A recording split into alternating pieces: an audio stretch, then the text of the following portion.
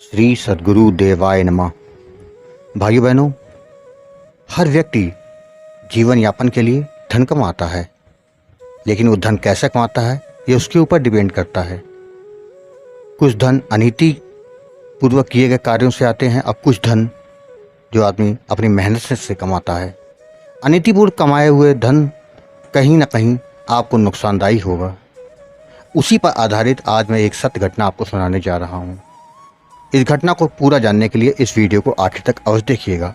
लेकिन उससे पहले जिन लोगों ने गोकुल भवन अयोध्या यूट्यूब चैनल को अभी तक सब्सक्राइब नहीं किया है, उनसे निवेदन है कि चैनल को सब्सक्राइब कर दें और बेल आइकन अवश्य दबा दें, जिससे नए वीडियो के नोटिफिकेशन समय समय पर आपको मिलते रहें। एक गांव में दो बच्चे रहते थे। एक वैश्य का पुत्र था और एक वहाँ के ठाकुर साहब का। दोनों बच्चों में बड़ी घनिष्ठता थी। दोनों साथ साथ चलना सीखे, साथ साथ प्राइमरी पाठशाला में गए, साथ साथ बड़े हुए, खेलते कूदते। एक समय ऐसा आया कि ठाकुर साहब का लड़का फौज में चला गया और वैश्य का लड़का धीरे धीरे एक छोटा मोटा व्यापार शुरू कर दिया। समय गुजरता गया, दोनों की शादी हो गई। ठाकुर साहब के पोता हो गया, फौजी साहब को लड़का हुआ और वहीं वैश्य को एक भी पुत्र नहीं हुआ, निसंतान था वो। समय गुजर रहा था। एक बार की बात है, फौजी 8-10 महीने के बाद छुट्टियों पर घर आया। जब घर आया अपने मित्र से मिला। दोनों मित्र आपस में सब तरह की बातें करते थे। वैश्य ने कहा, भाई थोड़ा सा पैसा कहीं मिल जाता तो मैं अपने व्यापार में लगा देता।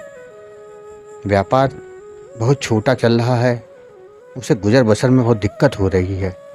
फौजी ने कहा, बस इतनी सी बात, मैं तुमको पैसा तो दूंगा, लेकिन कब तक लौटाओगे? बोले, मैं जल्द से जल्द वापस करने की कोशिश करूंगा, लेकिन हाँ एक बात याद रखना, जो मैं पैसा दूंगा उसका मैं ब्याज नहीं लूँगा तुमसे। तुम मेरे मित्र हो, तुमने मुझसे ये बात रखी है तो इसका समाधान तो मुझे करना ही है। मित्रता के लिए मैं ब्याज नहीं लूँगा तुमसे। वैश्य खुशी से उसकी आंखों में आंसू आ गए और अपने मित्र के गले लग गया। वाकई तुमने मित्रता का फर्ज निभाया है। मैं पूरी कोशिश करूंगा जितनी जल्दी हो सके तुम्हारा धन तुमको मैं वापस कर दूं। फौजी ने धन उसको दे दिया। फौजी की पत्नी को यह बात पता थी कि उसके पति ने अपने परम मित्र को पैसा दिया है उधार। इसके बाद फौजी वापस चला गया। उसकी ड्यूटी बॉर्डर पर लगी थी। बॉर्डर पे आतंकवादियों से लड़ने के दौरान वो वहीं शहीद हो गया। शहीद होने के बाद जब वो हो रहा था, उसी वक्त उसके दिमाग में एक बात आई कि चलो अगर मुझे कुछ हो भी जाएगा तो वो जो धन मैंने अपने मित्र को दिया है वो मुझे मेरे परिवार को दे देगा, जिससे मेरा परिवार सही से चलने लगेगा। ये सोचते सोचते वो वहीं शहीद हो गया। उसका पार्थिव शरीर उसके गांव में लाया गया, क्योंकि बहुत लाडला था अपने गांव का। उस गांव का पहला फौजी भी था, इसलिए बड़े धूमधाम से राजकीय सम्मान के साथ उसका दाह संस्कार किया गया। इस तरह करते करते 1 महीना पूरा बीत गया। फौजी की पत्नी वैश्य के यहाँ गई और पैसे का तकाजा किया। फौजी ने उधर वैश्य के मन में तब तक कपट आ गया था। वो सोचा, मैं पैसा क्यों दूं? अब मांगने वाला ही जब नहीं रहा, मैं पूरा पैसे को हड़प कर जाऊंगा। उसने बोला, भाभी वो तो मुझसे कुछ दिनों के लिए उसने पैसा दिया था, पैसा तो उसने किसी को देना था तो उसने मुझसे वापस ले लिया था। मेरे पास तो उसका पैसा नहीं है, मैं तो पैसा दे चुका हूं। उसकी वाइफ पत्नी ने कहा, ऐसे कैसे हो सकता है? अगर उन्होंने आपसे पैसा ले लिया होता तो मुझे ज़रूर बताते। वो हर बात मुझसे कोई बात छुपाते नहीं थे। बोले, भाभी आप मेरा विश्वास करें, पैसा तो मैंने कुछ दिनों ही दे दिया था उसको। वो निराश मन से वहाँ से लौट आई जब ये बात गांव में जंगल की आग की तरह फैल गई कि वैश्य ने फौजी का पैसा मार दिया। लोग उसे बद्दुआ देने लगे कि कैसा पापी है, अपने परम मित्र का पैसा खा गया, वो भी ऐसी अवस्था में जब उसका मित्र नहीं रहा। हे भगवान, ये कैसा समय आ गया है। वाकई घोर कलयुग है। प्रभु अब तू ही कुछ कर सकता है। और इधर दिन पर दिन उसका व्यापार बढ़ने लगा। 1 से 2, 2 से 4, 4 से 8, कई दुकानें बन गई, प्रॉपर्टी खरीद ली, बहुत बड़ी कोठी बन गई। उधर उसके एक सुंदर सा पुत्र भी जन्म हुआ। गांव वाले कहने लगे, आजकल तो लगता है केवल पापियों का ही समय आ गया है। तभी तो ये दिन दूनी रात चौगुनी तरक्की कर रहा है। और उसका परम मित्र जिसके पैसे की वजह से ही सब हुआ, उसकी घरवाली और उसके बच्चे की हालत कितनी खराब है। धीरे धीरे वो बच्चा बड़ा होने लगा, स्कूल जाने लगा। एक दिन जब वो स्कूल से लौट रहा था तो उसे खून की उल्टी हुई। जब ये बात व्यापारी को पता चली, वो तुरंत उसको लेकर डॉक्टर पास गया। डॉक्टर ने इलाज किया, लेकिन कोई फ़ायदा नहीं। डॉक्टर बोले, इसको तो कोई गहरी बीमारी है, वो पकड़ में नहीं आ रही, आप उस डॉक्टर के पास चले आइए। इस तरह करते करते देश भर के कई डॉक्टरों के यहाँ दौड़वा दिया।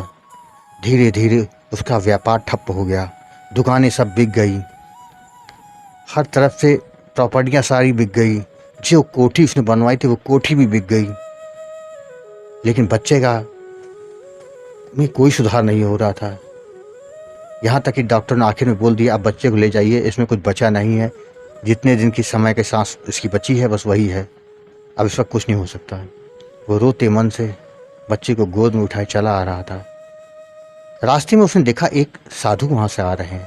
वो साधु क्या, वो भजनानंदी थे, काफ़ी भजन किए हुए संत थे।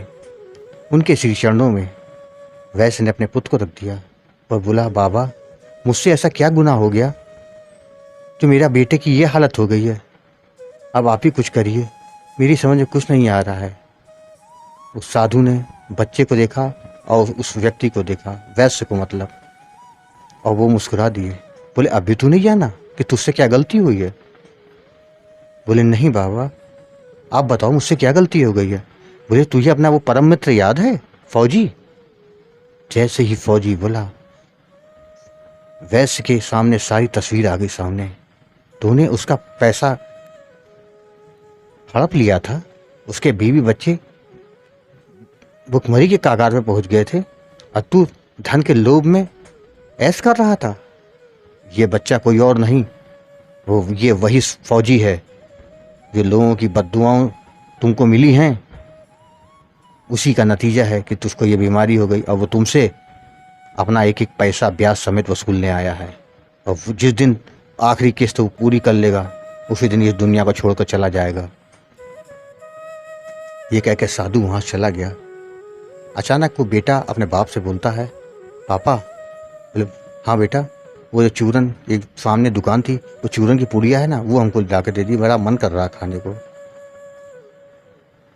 व्यास ने सोचा, अब सब कुछ तो चला ही गया है, अब इसकी आखिरी इच्छा है, चलो यही पूरी कर दें। वैसे गया, वो चूरन की पुड़िया ले आया। उस बच्चे ने चूरन की पुड़िया खोली और मुंह में रखा। रखते ही बोला, अच्छा परम मित्र, अब मैं चाहता हूँ, तूने जो धन मुझसे लिया था उसका एक एक पैसा मैंने तुमसे अब वसूल लिया है। जिस काम के लिए आया था वो काम मेरा पूरा हो गया। अब मैं इस धरती से जाता हूँ। जय राम जी की। और उस बच्चे ने के प्राण पखेरु उड़ गए। वो वैसे सर पटक के सिवाय रोने के उसके पास कुछ नहीं बचा था। देखा भाइयों बहनों, अनीति का धन कभी फलदायी नहीं होता। आपको ये कथा कैसी लगी कमेंट बॉक्स में जरूर बताइएगा, और हाँ, अगर पसंद आई हो तो शेयर करना ना भूलिएगा। धन्यवाद।